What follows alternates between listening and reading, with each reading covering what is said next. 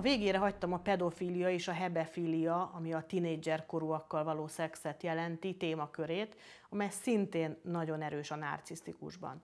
Hál' Istennek a legtöbbjüknek csak fantáziában vagy látens pedofíliában nyilvánul meg. Gyakori például, hogy a nárcisztikus emiatt gerjed szexuálisan is sokszor a nagyon vékony, gyermektestű, törékeny nőkre, mert ezek az ideáljai. De bizony vannak olyanok is, akik ezen jóval túlmennek. Gyakori, hogy a nárcisztikus apák meztelenre vetköztetik gyermekeiket, meglepik őket fürdés vagy vécézés közben, ölükbe, nyakukba ültetik a gyereket, hogy érezhessék a vágyat, elkérik, elveszik a használt fehérneműiket, vagy meglesik a kulcsukon át a fürdőző gyermekeiket.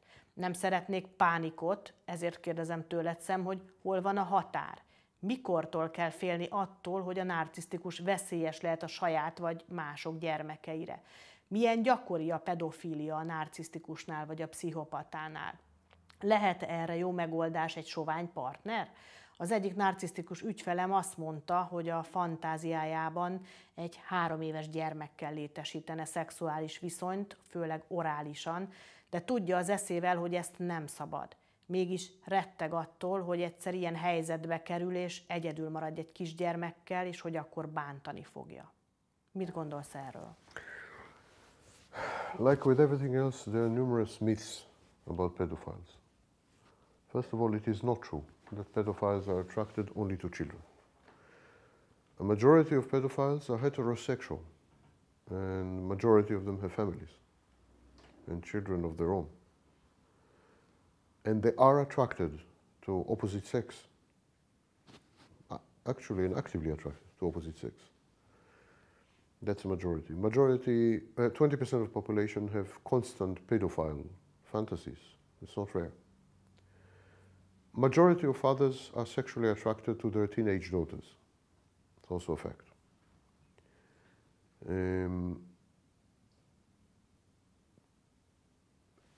I said before, anything can be a sexual object.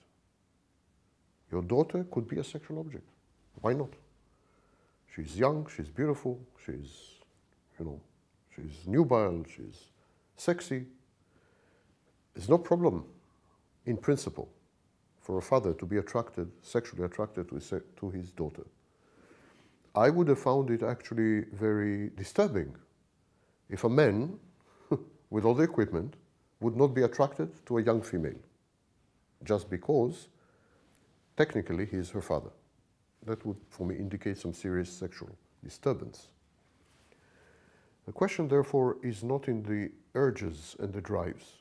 As Freud said, in the id, as he called it, we have numerous drives and numerous urges which are not acceptable in society, damaging to others, harmful.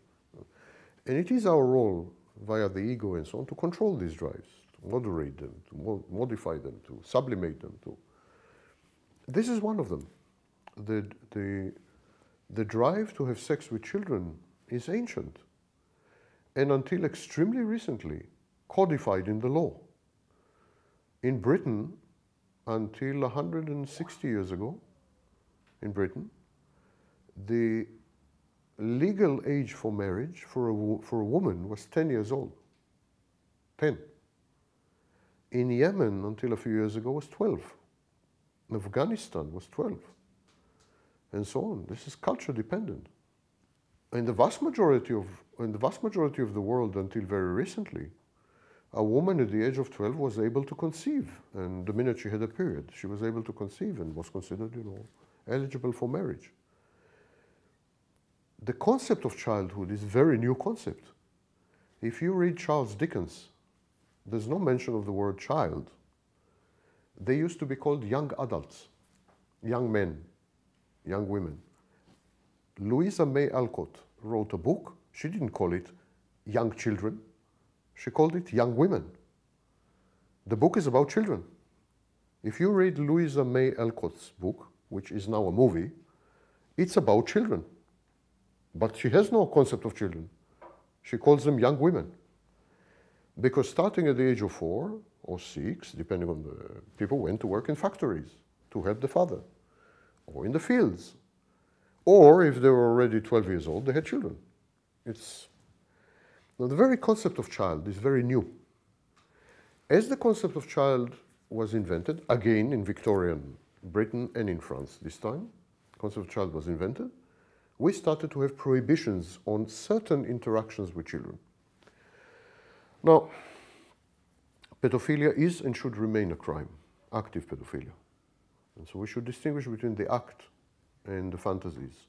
Fantasies are common. They are not unique to narcissists. They are detailed. There is a sprawling industry of child pornography online because of that. And the fantasies should not be suppressed, cannot be fought, cannot be, on the very contrary, I think it will be counterproductive. So, what should be monitored very closely are the acts. And this is where your other question comes in. Where's the line? Where's the line? First of all, because of the unique structure of narcissist and psychopath's personality, the risk of incest is much higher with narcissists and psychopaths.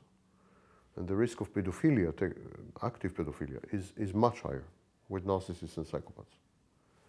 Because they regard the children as an extension of themselves, so they're actually having sex with themselves, because they think they are actually educating the child or doing the child a favor, introducing the child to sex, because they believe that the child needs some kind of special protection. Because, I mean, it's endless.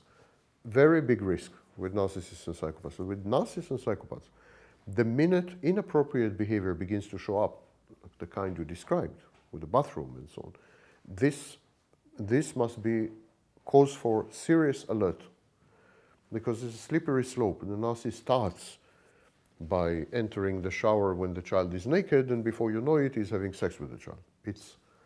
In the case of narcissists and psychopaths, there's no impulse control, no boundaries, no limits, no obedience to rules, no. So there you cut it the minute there is the first hint of inappropriate behavior. Not with normal people. With normal, healthy people, a conversation would do. Listen, you embarrass a child, it's not okay. Child may misunderstand what you're doing. You know, it's okay. You can talk to healthy, normal people. No need for alarm. But with narcissists and psychopaths, you aggressively defend the child. You have to aggressively protect the child and educate the child. If father is doing this, it's not okay. You should tell father, please, father, can you leave you should teach the child to be proactive, for the child to set her or his own boundaries and enforce them, and warn the child to identify warning signs.